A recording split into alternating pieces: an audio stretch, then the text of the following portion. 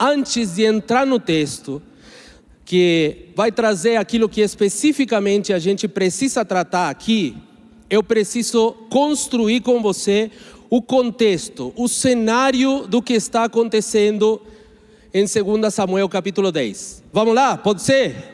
Muito bem. O que tinha acontecido? Naás era rei dos Amonitas e ele tinha acabado de morrer. Esse Naás, rei dos Amonitas, que tinha falecido, é o mesmo Naás que foi derrotado por Saul em 1 Samuel 11. Então, é possível que esse Naás, em algum momento, tenha ajudado Davi quando Davi era fugitivo. Você se lembra muito bem que Saul queria matar Davi, certo? E em um momento ele decidiu fugir para o deserto. Pois bem, Naás tinha sido em alguma oportunidade, 1 Samuel 11, derrotado por Saul. E quando viu que Davi tinha se tornado inimigo também de Saul, então Naás fez o quê? Deu uma ajuda para que Davi pudesse atravessar pelo deserto. Certo? Até aí? Tudo bem? Ok. Você sabe muito bem, ao longo das páginas da Bíblia, a gente pode observar que Davi era extremamente político. Ele tinha diversas alianças com diversos reis na terra, certo?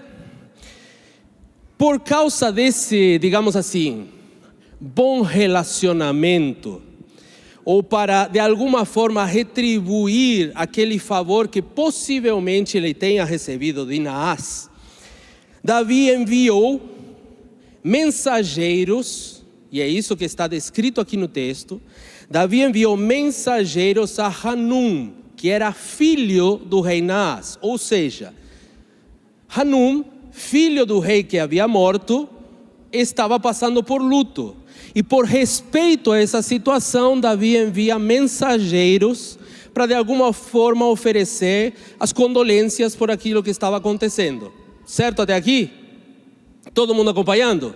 Está claro até aqui? O que aconteceu?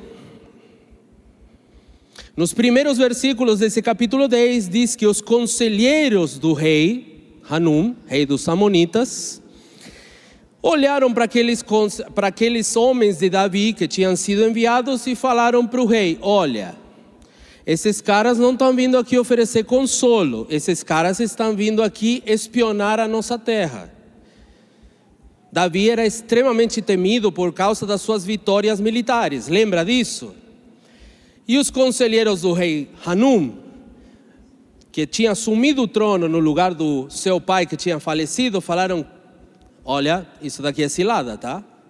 Eles estão vindo espionar. Aí o que Hanum fez? Ele ordenou que aqueles homens de Davi fossem humilhados. O que fizeram?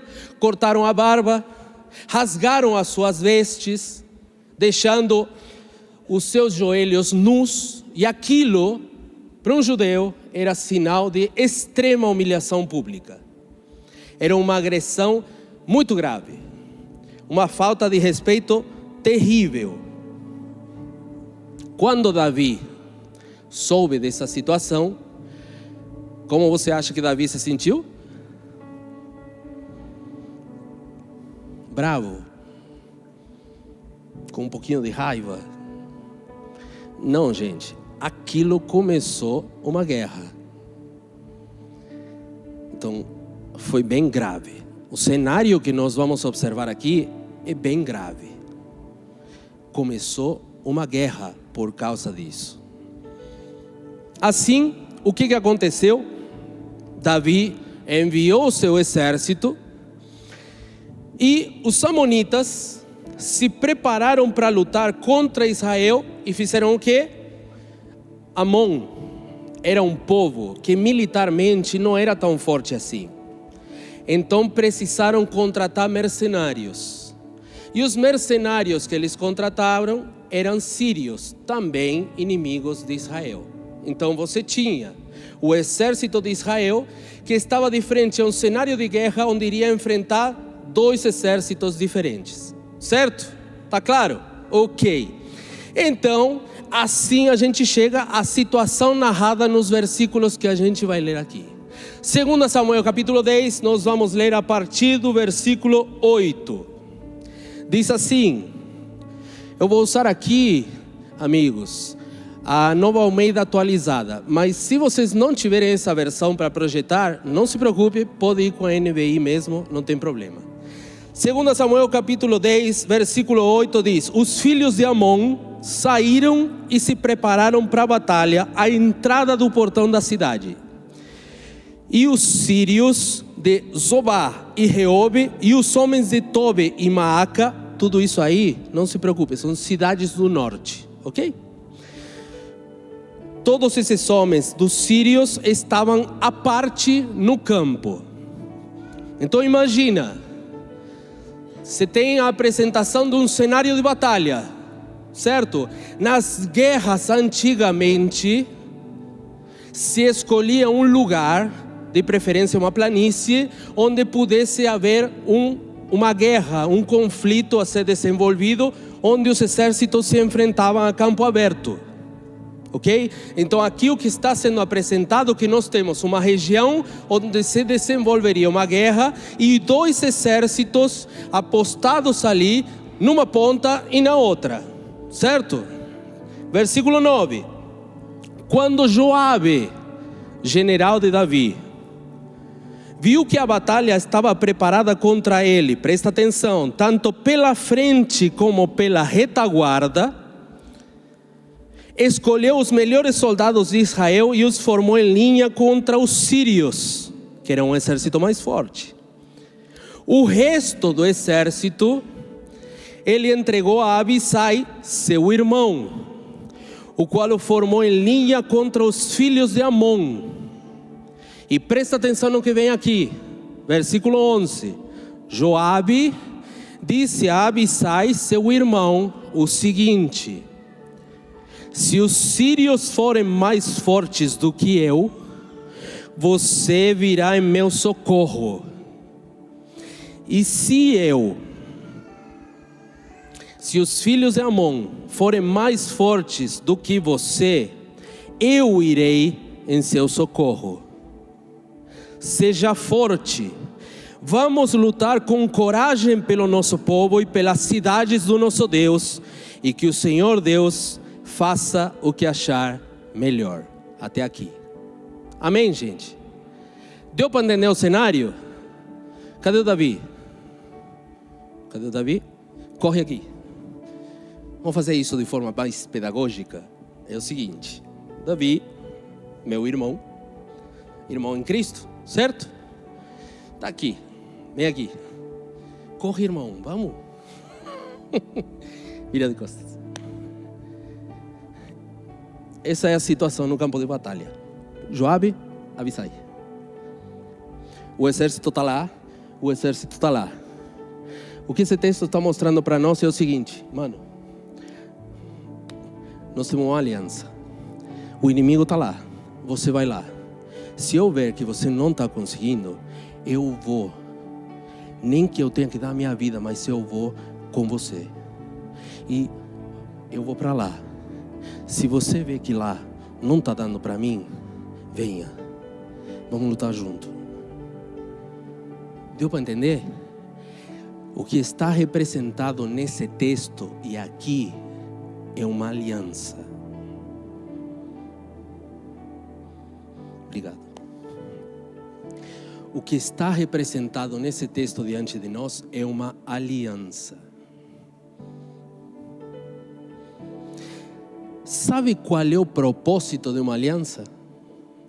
O propósito de uma aliança é garantir a preservação. Garantir o quê? A preservação de uma vida ou de um relacionamento. O propósito de uma aliança é garantir a preservação de uma vida ou de um relacionamento.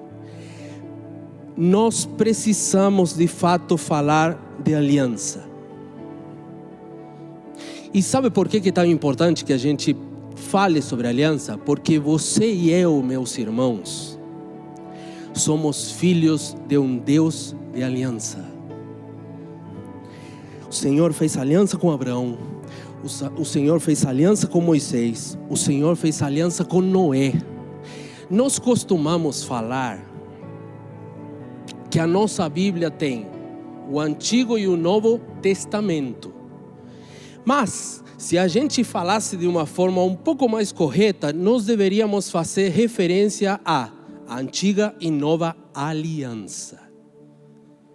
O nosso Senhor deixou na nossa mão o registro da aliança que Ele tem com o seu povo. Então nós precisamos falar sobre a aliança.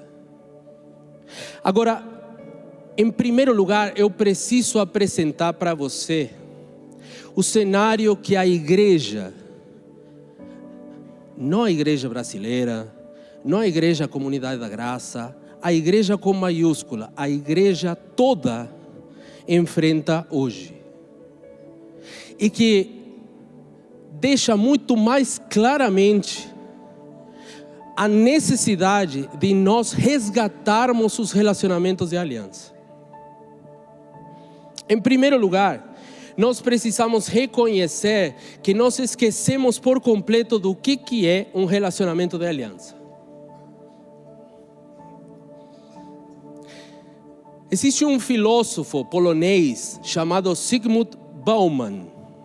Ele diz que a nossa sociedade contemporânea, ela é formada por relacionamentos que são líquidos. Sabe qual é a particularidade de um relacionamento líquido? Você já tentou pegar água na sua mão? O que acontece se você tenta pegar água? Ela escorre. Ela escorre entre nossos dedos. Bom, Bauman pegou essa imagem do líquido e disse: hoje os relacionamentos, eles não sobrevivem ao longo do tempo, eles não se sustentam porque eles se tornaram líquidos. O que isso quer dizer, pastor, que um relacionamento é líquido? Muito simples. Hoje eu gosto de você, então eu tenho uma aliança, entre aspas, com você. Amanhã eu não gosto porque você pisou no meu calo, não tenho mais. Hoje eu gosto dessa igreja porque ela atende alguma necessidade específica do meu coração. Amanhã o pastor olhou torto para mim, eu não gosto mais.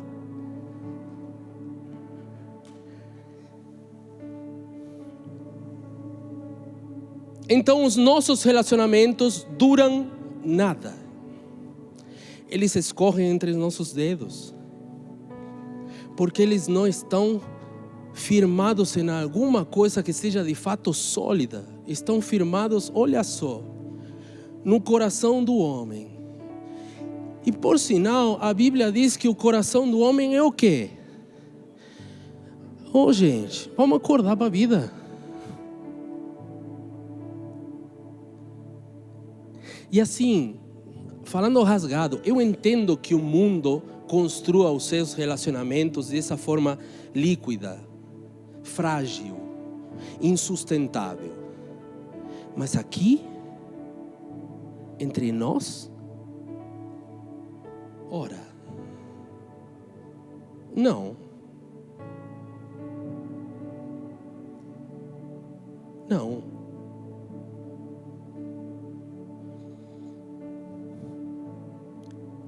O consumismo está dominando as nossas mentes e os nossos corações de tal maneira que hoje nós não somos mais cristãos. Nós somos clientes de uma igreja X. E se amanhã, como cliente, eu não for mais atendido como eu espero, essa não é mais a minha igreja, tem um monte por lá, vou achar uma. Cara, e nós falamos de sermos filhos de um Deus de aliança? Ora,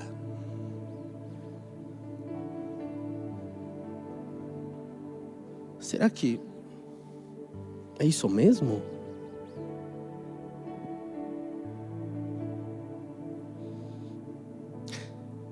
Sabe, eu tenho a sensação de que a igreja toda, hoje, ela sofre de uma doença autoimune. Você sabe o que é uma doença autoimune? Eu vou tentar explicar aqui da forma mais simples possível. Uma doença autoimune significa que os próprios anticorpos que existem dentro de nós e que estão ali para se defender de algum corpo estranho, de algum vírus, de alguma bactéria, eles começam a enxergar o próprio corpo como um inimigo. Logo, você vai desenvolvendo uma enfermidade autoimune que acaba em morte, porque o próprio corpo mata o corpo. E essa, para mim, é a maior descrição do que está acontecendo hoje com a igreja.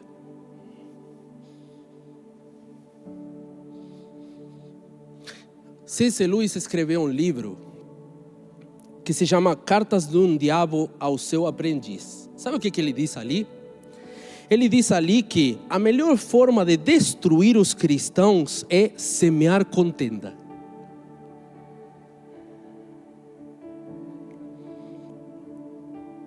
Tem um filósofo coreano que está muito na moda hoje e que ele faz uma leitura muito clara do que acontece na nossa sociedade. O nome dele é Byung-Chul Han.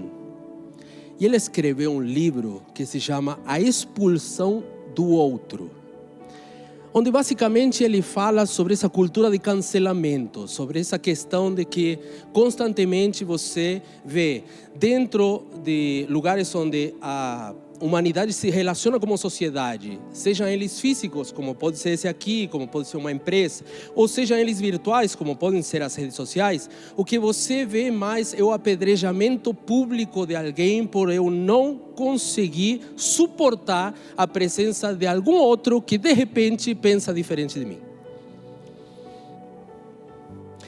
E olha que, parênteses aqui, a Bíblia fala da multiforme graça de Deus. A gente nem olha para isso, tá?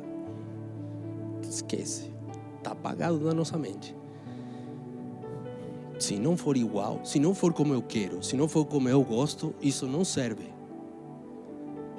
Aliás, esse livro que eu comentava com você, que se chama A Expulsão do Outro, nós o tornamos a expulsão do próximo. E por que eu falo isso? Porque na verdade nós estamos sempre dispostos a oferecer críticas que são absolutamente destrutivas. Então, o que acontece? Muitas vezes a nossa mente está tão formatada por aquilo que consumimos nas redes sociais que o problema vai muito além de não conseguir prestar atenção num culto, ou não entender o que o pastor falou aqui no domingo, ou não guardar de repente. Não, vai muito mais além. Existem 2 livros, um deles se chama Algoritmo de Destruição em Massa. O que ele marca? Que nós consumimos, o que nós consumimos nas nossas redes sociais sempre vai apontar para a destruição, para o negativo, para o caos. E um outro livro chama-se A Máquina do Caos. Sabe o que ele fala? Que o que nós consumimos diariamente no nosso celular, e não estou aqui, pelo amor de Deus, amigos, eu não estou aqui demonizando a internet, demonizando as redes sociais, eu estou aqui com muito temor do coração, tentando fazer com que você e eu acordemos para a realidade. Que a gente saia da Matrix, que a gente pule para fora da caixinha, que a gente pense fora da caixa, que a gente não deixe que o nosso coração e nossa mente se amolde a esse mundo. Lembra do texto? Mas que sejamos transformados e que vivamos como pessoas transformadas, seja no físico, seja no virtual, seja em qualquer lugar onde a gente for, porque aonde a gente for, a presença de Deus está conosco, e a gente às vezes se esquece disso. O que diz esse livro, A Máquina do Caos, é que a nossa mente está sendo reprogramada para que nós nos tornemos máquinas de destruição, para que nós sejamos veículos para provocar uma doença autoimune no lugar em que a gente for. Então, isso acontece na igreja, como pode acontecer no seu trabalho, como pode acontecer na sua família. Está tudo errado, é tudo ruim, nada presta. Tem que cancelar essa pessoa. Tem que acabar com aquilo. Se houve alguma coisa boa no passado, não vale de nada. Eu vou te dar um exemplo. Um tempo atrás, apareceu nas redes sociais um pastor que explicava para a sua congregação que fazer isso aqui, que é o coração do dorama, sabe? Quem assiste dorama aqui ou sabe o que é? São os dramas coreanos que estão nos seriados.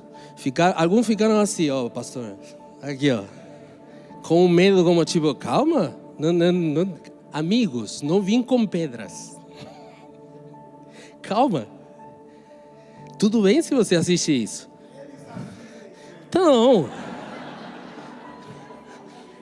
Então, mas não quero forçar a confissão, porque, poxa, precisamos de um coração quebrantado, aqui a gente pode ter. Mas ó, o que acontecia com esse pastor? Diante da congregação ele falou que fazer isso aqui, que é simplesmente um coração, não parece, eu sei, mas é. Era uma questão demoníaca. Independente de questões que a gente possa avaliar e observar, explicando para esse nosso irmão que talvez precisamos trabalhar a sua cosmovisão, precisamos repensar como é que a gente enxerga as diversas formas culturais que o mundo apresenta para a partir delas poder apresentar o amor de Cristo. E essa é uma coisa que nós cristãos precisamos fazer, porque nós fomos redimidos e carregamos uma coisa em nós, carregamos alguém em nós que pode redimir as coisas, não pelo nosso poder, mas por quem Ele é. Então nós podemos redimir as coisas, nós podemos de fato, não pela nossa força de novo, mas pelo Cristo que habita em nós, nós podemos interpretar o que o mundo fala e traduzi-lo a partir do que está escrito. Seja para denunciar o pecado, para chamar o arrependimento, para chamar o quebrantamento ou para apresentar a boa nova que nós carregamos. Nós precisamos ler o mundo e ensinar as pessoas a ler o mundo com os lentes da Bíblia. Isso é cosmovisão. Nós não precisamos temer o mundo. Não precisamos evitar que os nossos filhos vão para a faculdade. Nós precisamos enviá-los ciente de que estamos enviando missionários àquele lugar para proclamar Cristo em qualquer lugar que eles forem. Ou a gente confia nas sementes do Evangelho que a gente tem semeado nos nossos filhos, ou a gente confia em outra coisa. Ok? Desculpa o parênteses ali. Mas esse pastor que tinha falado aquilo foi cancelado. Poxa, porque o cara teve de repente uma expressão que não foi feliz e que eu posso ter aqui, pastor Davis pode ter aqui, pastora Sandra pode ter aqui, qualquer um de nós pode ter, você pode ter na sua célula, uma colocação infeliz. Aí tudo que você fez não presta? Não, gente, não é assim não. Não. Nós não fomos chamados a ser esse povo. Nós não fomos chamados a ser isso. Não.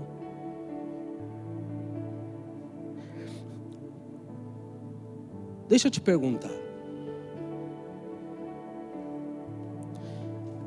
Você não precisa responder para não se expor. Mas pensa ali no teu lugar. Você que está aqui presente, você que está acompanhando a transmissão. Quantos perfis de fofoca gospel você acompanha nas suas redes sociais?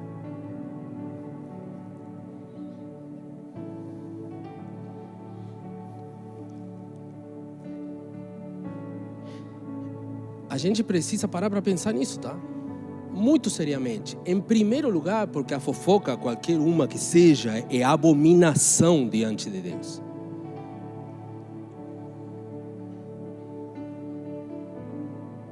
E eu sei que tem muita gente que segue esses perfis, que comenta nesses perfis, que compartilha. Por quê? Porque como eu falei aqui, esse algoritmo de destruição em massa, essa máquina do caos no qual nós estamos contemplados, estamos envolvidos, incluídos, está reprogramando a nossa mente. E Romanos diz para que nós não deixemos que a nossa mente seja programada por esse mundo, mas seja transformada pelo poder do Evangelho.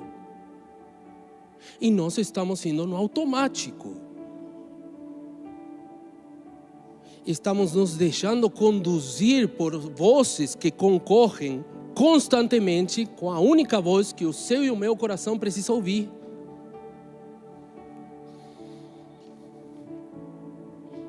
Para pensar um instante, o que te chama mais a atenção? Se você estivesse agora na sua rede social, a que você costuma acompanhar, você comentaria num post que está apresentando um escândalo, ou você comentaria num post que está apresentando uma boa notícia? Você compartilharia uma boa notícia? E olha que nós somos portadores de uma boa nova. Pastor, olha, gostei de você, mesmo sendo argentino, mas você está viajando. É mesmo? Tá. Olha o que está escrito em Gálatas 5, versículo 15. Vamos lá? Vamos sair um pouquinho aqui do texto de 2 Samuel. Não perca ele, porque a gente vai voltar, tá? E vamos para Gálatas 5:15.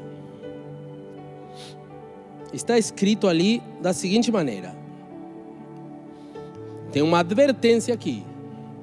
Mas se vocês ficam mordendo e devorando uns aos outros, tenham cuidado para que não sejam mutuamente destruídos. Quando a gente faz isso nas redes sociais, quando a gente pelo WhatsApp fala pelas costas das pessoas, quando a gente se transforma num canal que veiculiza a fofoca ao invés de pará-la e conduzir os relacionamentos a que as conversas que precisam ser conversadas ou tidas aconteçam de fato, nós estamos sendo aquilo que está sendo denunciado aqui em Gálatas 5:15. Nós não estamos fazendo o que diz no versículo anterior, de ame-se ao próximo como a você mesmo. Nós estamos sendo veículos de destruição numa doença autoimune que está dentro da igreja.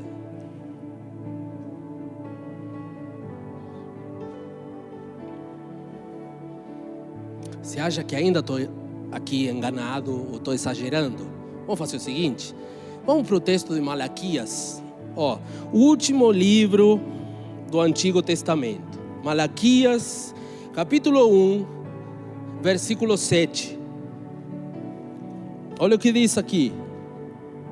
Vocês oferecem pão impuro sobre o meu altar e ainda perguntam: em que te havemos profanado? Nisso de pensarem que a mesa do Senhor pode ser desprezada. Deixa eu traduzir isso aqui. Cada vez que a gente, por exemplo, participa da ceia, sendo cientes de que existe entre você e uma outra pessoa alguma situação que precisa ser resolvida, e você toma a ceia mesmo assim, sem procurar o seu irmão, sem procurar a reconciliação, sem procurar a conversa que precisa ser tida como adultos, maduros cristãos, você e essa outra pessoa estão profanando a mesa do Senhor. Você e eu profanamos a mesa do Senhor. Cada vez que nós não conseguimos esperar o melhor do nosso irmão, mas esperamos como se estivéssemos constantemente na defensiva, o pior daquele que senta comigo e fala que eu sou um com ele, que eu tenho uma aliança, que eu sou corpo.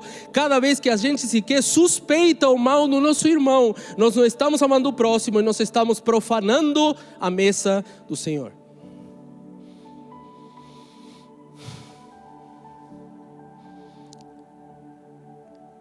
Isso não te traz temor? Isso não gera angústia?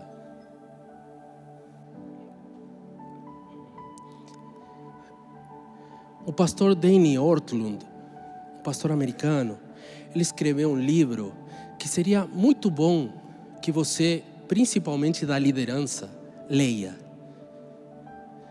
O livro se chama Manso e Humilde. Sabe o que ele diz ali? Que cada vez que a gente tem essas atitudes que eu mencionava, você e eu, nós colocamos mais uma ferida no corpo já ferido de Cristo.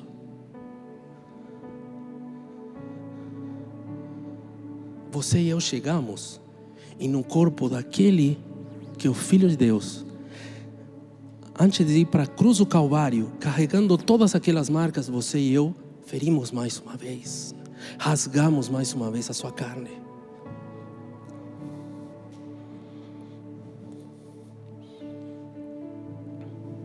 Nós esquecemos do significado e da importância das alianças.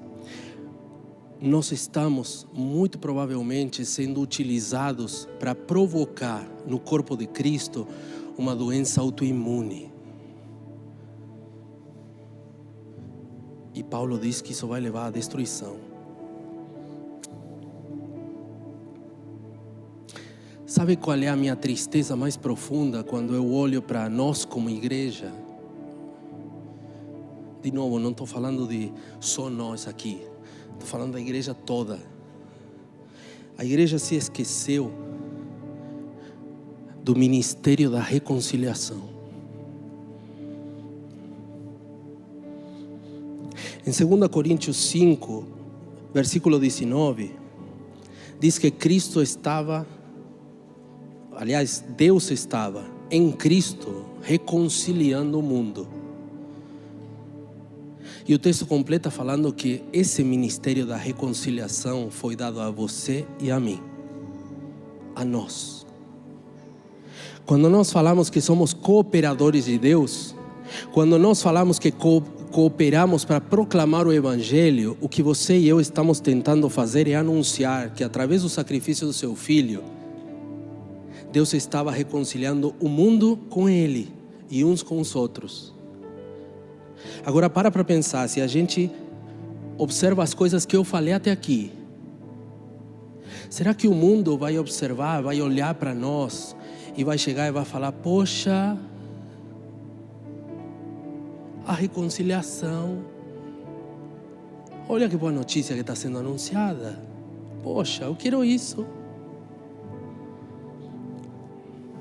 Ora, muitas vezes os nossos relacionamentos como liderança, os nossos relacionamentos como corpo de Cristo, os nossos relacionamentos nos casamentos, nas amizades, não anunciam evangelho nenhum. Nós estamos com as pedras nas mãos e o primeiro que mexeu vai para a cabeça. Gente, para pensar nisso aqui. Você e eu éramos inimigos de Deus e fomos reconciliados pela morte do Filho. Gente, isso é escândalo. Isso é escândalo. É o escândalo da cruz.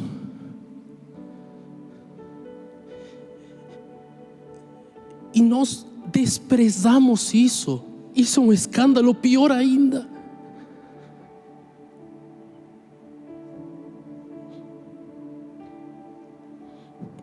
Pastor, talvez você não está viajando, talvez, mas e aí? O que a gente faz? Como é que a gente faz? Porque talvez na sua cabeça vivermos uma aliança real é impossível.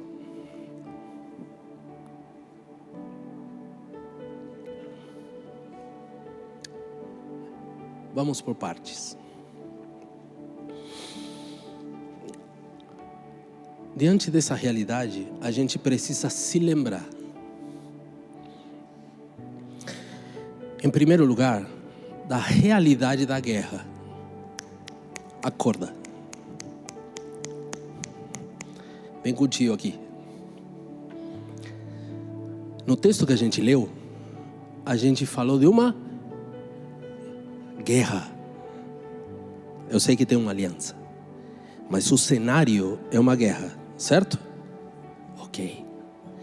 Esse mesmo cenário que é apresentado em 2 Samuel 10 é o mesmo cenário que você e eu enfrentamos.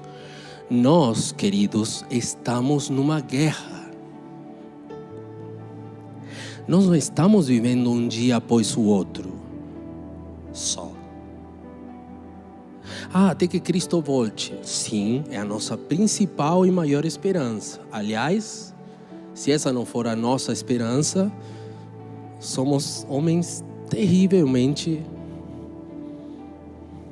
pobres. Mas nós nos esquecemos que estamos numa guerra.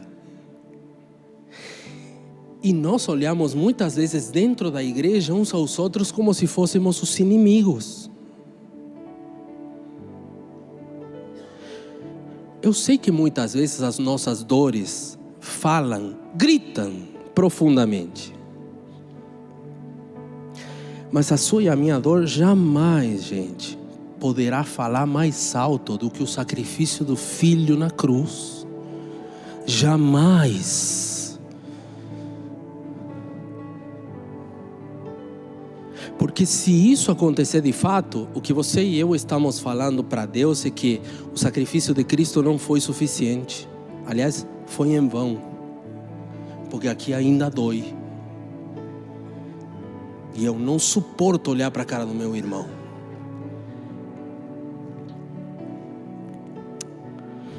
Assim como Joabe e Abissai, gente, nós também estamos numa guerra.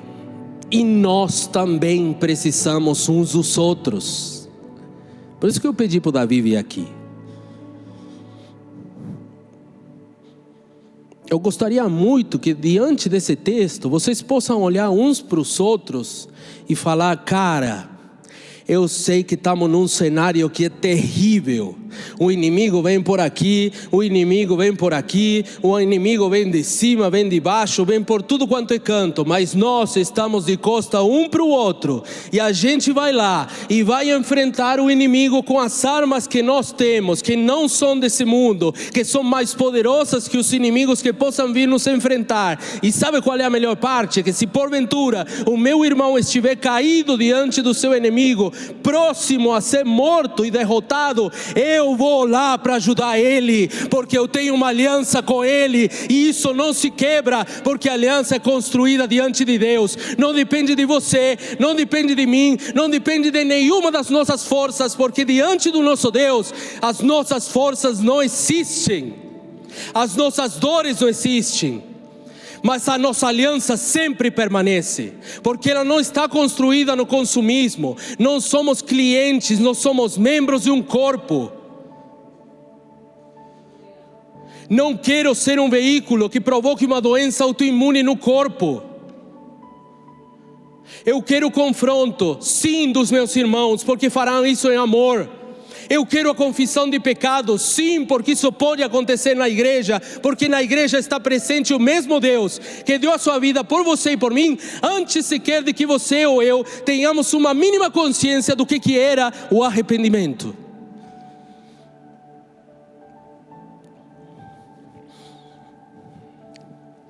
Nós precisamos acordar para a realidade da guerra. Nós precisamos acordar para exercer misericórdia. Gente, ei, acorda, olha para mim, deixa eu te dar o maior conselho que eu posso te dar essa noite. Pelo amor de Deus, solte as pedras que estão na sua mão.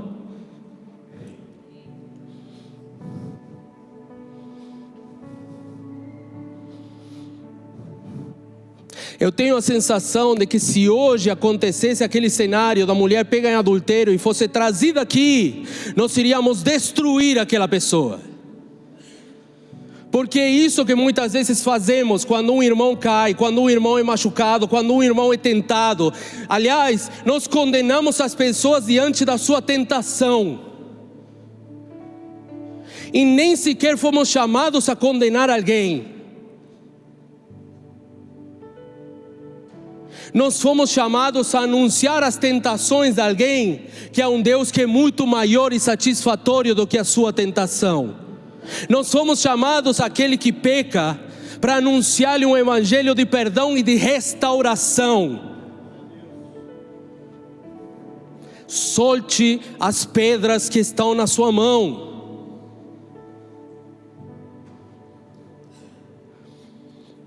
Nós não fomos chamados para separar joio de trigo. Nós fomos chamados para anunciar. Nós fomos chamados a oferecer um ministério de reconciliação que nos foi dado. Nós precisamos acordar para a realidade da guerra. Nós precisamos acordar para a realidade de que essa guerra não é só você, mas o corpo está junto com você. Nós precisamos acordar e nos lembrar de que fomos chamados a exercer misericórdia. E precisamos nos lembrar da missão dos nossos relacionamentos. A missão dos nossos relacionamentos é, como está escrito em João 13:35, nisto conhecerão que sois os meus discípulos, se amardes uns aos outros. Não é se continuarem a morder uns aos outros.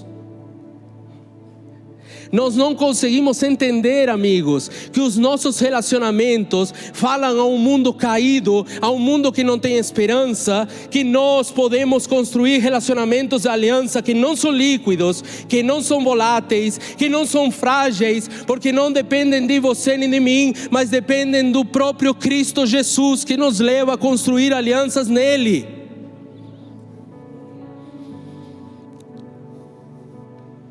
Entenda. Quando você chama alguém para a célula, quando você chama alguém para apresentar os seus amigos, o que esse mundo espera é que você mostre os relacionamentos que o mundo não consegue construir. Então na igreja não tem lugar para cobiça. Na igreja não tem lugar para discórdia. Na igreja não tem lugar para... é que o pastor não me reconhece. Não sabe qual é o meu valor. Amigo, você vale a mesma coisa que o seu pastor. Nada. Você acha que algum de nós vale alguma coisa? Não entendemos nada do Evangelho. Por que nos custa tanto exercer misericórdia, gente? Porque nós perdemos a consciência de que quando olhamos um para o outro, estamos enxergando um outro pecador igual eu.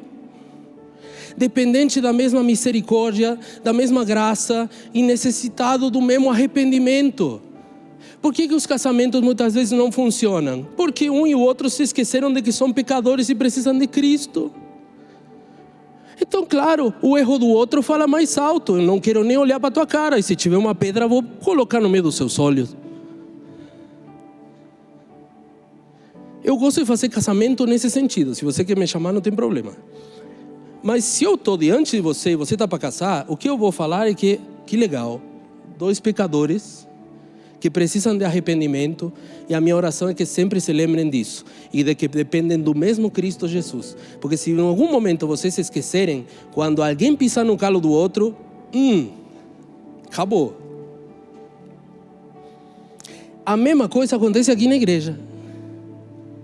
Muitas vezes a gente não consegue expressar perdão, muitas vezes a gente senta para compartilhar da ceia e profana a mesa do Senhor. Por quê? Porque, amigo, esse não é um pecador, isso aí não presta. Você não é florzinha de Jesus, eu também não sou argentino. Ora, poxa, sério, gente, pelo amor de Deus. Se a gente não se arrepender dessas coisas, amigos, não estamos brincando de cristão e de igreja. E diante de Deus não se brinca, e nem com Ele se brinca.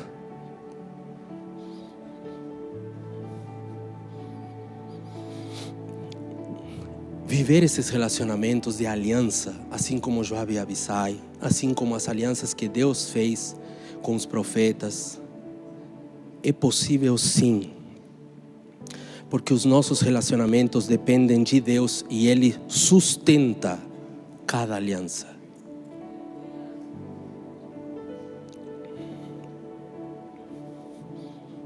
Eu vou caminhar para o encerramento aqui.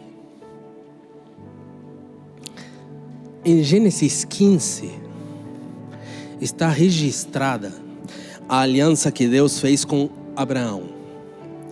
Nesse momento de Gênesis 15, Abraão não era Abraão, pai das nações. Era Abraão. E Deus fala com ele, e ele pede para ele pegar uma série de animais, formar uma fila com eles, cortá-los ao meio e abrir uma espécie de corredor. Então imagina, um monte de animais aqui, diversos, cortados ao meio, a sua carne separada, um caminho no meio e tudo isso cheio da sangue dos próprios animais que tinham sido cortados. Certo? O cenário está ali? Ok. O que acontece? Abraão cai dormido. Dorme. E nesse momento, o verso 17 de Gênesis 15 diz que Deus passa como fogo no meio daqueles animais. Sabe por quê? Porque Ele estava selando a aliança. O único que pode selar as nossas alianças para que ela não seja meros contratos, mas que sejam de fato aquilo que Deus fez e nos ensina a fazer uns com os outros, é o próprio Senhor. Ele sela com fogo os nossos acordos, as nossas alianças. É Ele que chancela aquilo que fazemos. Gente, pensa comigo, na ceia a gente parte o pão, o corpo de Cristo, e o sangue é o que chancela a aliança. Aliás, Paulo diz que esse é o sinal da nova aliança. Entende por que nós não podemos profanar a mesa do Senhor com picuinhas como se fôssemos crianças? Aliás, isso é uma coisa que arde demais no meu coração. A primeira, a misericórdia de Deus, que não enviou seu Filho ainda para que nós não sejamos terrivelmente condenados por brincar de cristãos. E a segunda é que muitas vezes você e eu, com essas coisas que a gente tem falado aqui, conspiramos para a maturidade da noiva não ser alcançada.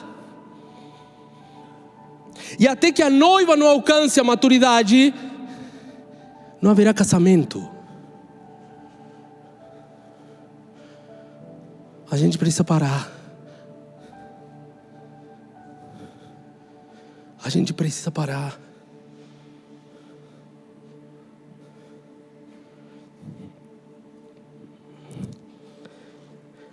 Gálatas 2, 19 e 20 diz que agora não é mais nem você nem eu quem vive. Quem experimentou o novo nascimento, declara esse texto: quem habita em mim agora é Cristo. Para um instante para pensar nisso aqui.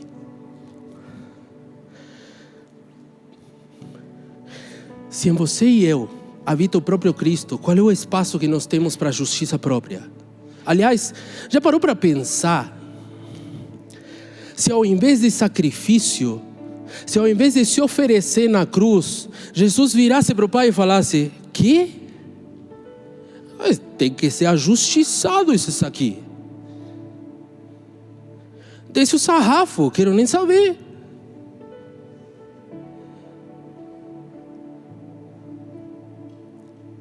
O problema da gente não conseguir olhar para o outro com misericórdia é que nós nos esquecemos de que em nós e no outro quem habita agora é Cristo. Logo, independente de qual seja a situação que precisa de fato ser atendida e precisa colocar Deus no meio disso, para que haja reconciliação, restauração, reconstrução, regeneração de qualquer que seja a situação, para que haja paz e proclamemos essa paz ao mundo que não a tem, essa esperança ao mundo que não a tem, é nos lembrar de que não sou mais eu quem vive.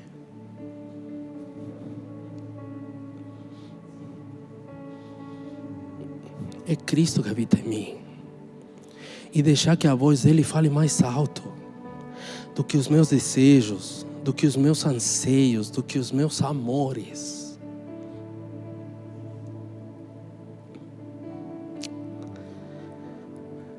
Veja o que aconteceu. Volta para 2 Samuel. E eu vou encerrar com isso aqui.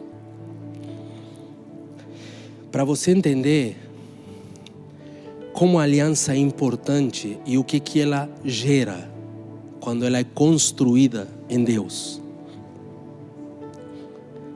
Em 2 Samuel 10, depois daquele cenário, tá?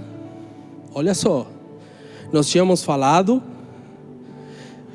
que estava a guerra acontecendo e Joabe falou para Abisai: olha, cara, não sei o que vai acontecer. Versão contemporânea. Mas seja o que Deus quiser, que o Senhor faça o que Ele achar melhor. Aí no versículo 13 diz: então Joabe avançou com o povo que estava com ele e travaram batalha contra os sírios. E o que aconteceu? O inimigo fugiu, mas não parou por aí. Verso 14: quando os filhos de Amon viram que os sírios fugiam, também eles fugiram de Abisai e entraram na cidade. Você não vai dar um aleluia? Ah, sério, para. Não. Acorda aí. Aleluia! O inimigo foge diante do poder das nossas alianças forjadas em Deus. Quem por acaso não tem inimigos? Claro que temos. Quem por acaso não quer que eles fujam? Claro que queremos. Mas o problema está em que muitas vezes nós não proclamamos esse Deus aos nossos inimigos com as nossas alianças, mas nos tornamos doenças autoimunes. Para, pelo amor de Deus, solta as pedras, volta a ficar costas com seu irmão, a proclamar o poder dessa nossa aliança e vamos derrotar o inimigo. Vamos proclamar boas novas ao mundo que está sedento, que está em dor, que precisa, que sente a falta desse Deus que também o criou a sua imagem e semelhança, para que também cumpra com o propósito que Ele tem para nós, como seu povo, como a sua nação. Vamos proclamar a reconciliação, por favor, gente.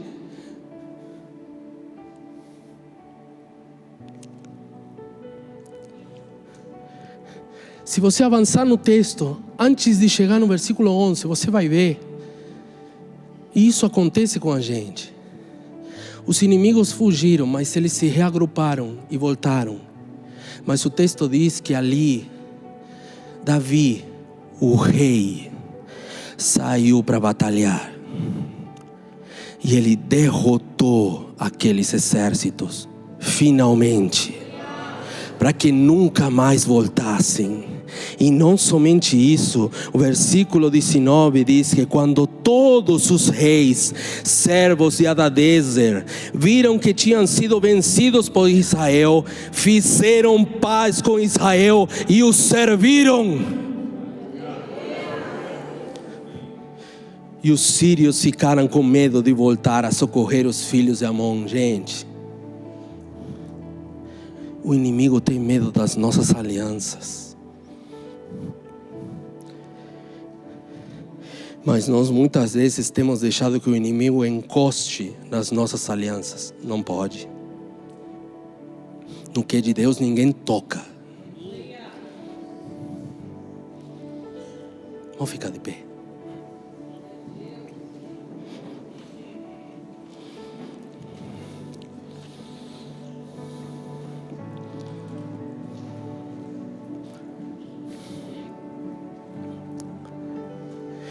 Precisamos resgatar os relacionamentos de aliança. Precisamos resgatar os relacionamentos de aliança. Nós não podemos viver de forma leviana. Quando fomos criados, você e eu, para experimentar a mesma coisa que a Trindade experimenta desde a eternidade. Tem um teólogo que eu já li em alguma oportunidade, eu não consigo, e me perdoe lembrar o nome agora, mas ele descreve o relacionamento da Trindade como uma dança. que acontece eternamente. Pai, Filho, Espírito Santo estão dançando. Sabe como numa ciranda? Sabe o que é a ciranda? Numa ciranda. Os três ali, de mãos dadas. Aí sabe o que aconteceu? Eles falaram assim: pô, vamos chamar mais gente para isso aqui. Isso é muito legal. O que a gente vive aqui é muito legal. Não pode ficar só aqui. Vamos chamar mais. Vamos trazer mais. Você e eu fomos criados para participar dessa dança. Numa aliança, você e eu dançamos com a Trindade, de mãos dadas com os nossos irmãos, uns com os outros. Desfrutar da plenitude de Deus significa participar dessa ciranda. Significa que o nosso coração se rende por completo a isso, porque fomos criados para isso. E ainda por cima recebemos o ministério da reconciliação para que você e eu possamos de fato convidar a outros a participar dessa dança.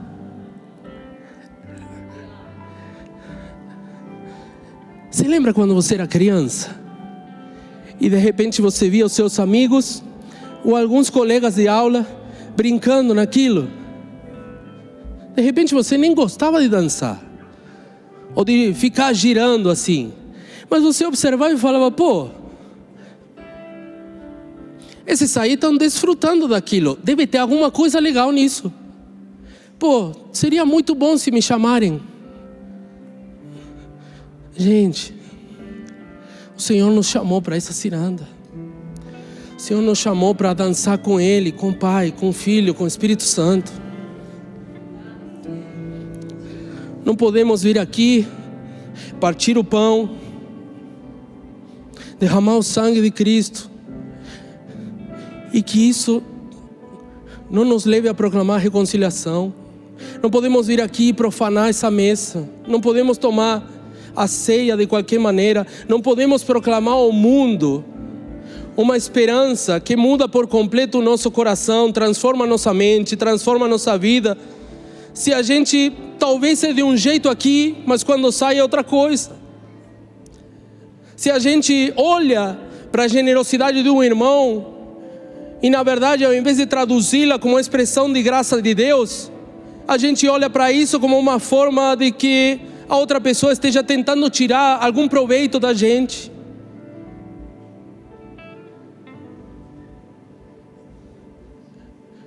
Não podemos suspeitar o mal uns dos outros. Nós fomos reconciliados com Deus e uns com os outros. Eu não quero gerar uma doença autoimune no corpo, e eu não quero, meu irmão, que você também passe por isso. Eu não quero que, se alguém é derrubado porque caiu em pecado, porque foi tentado, a gente pegue as nossas pedras e esteja pronto a destruir. Não. Eu quero que nós sejamos aqueles que vão levantar aqueles que caíram, que vão restaurar aqueles que caíram, que vão reconciliar aqueles que caíram, que vão proclamar a estes: meu irmão, eu já estive ali também, mas o nosso Deus nos pega pela mão e nos levanta.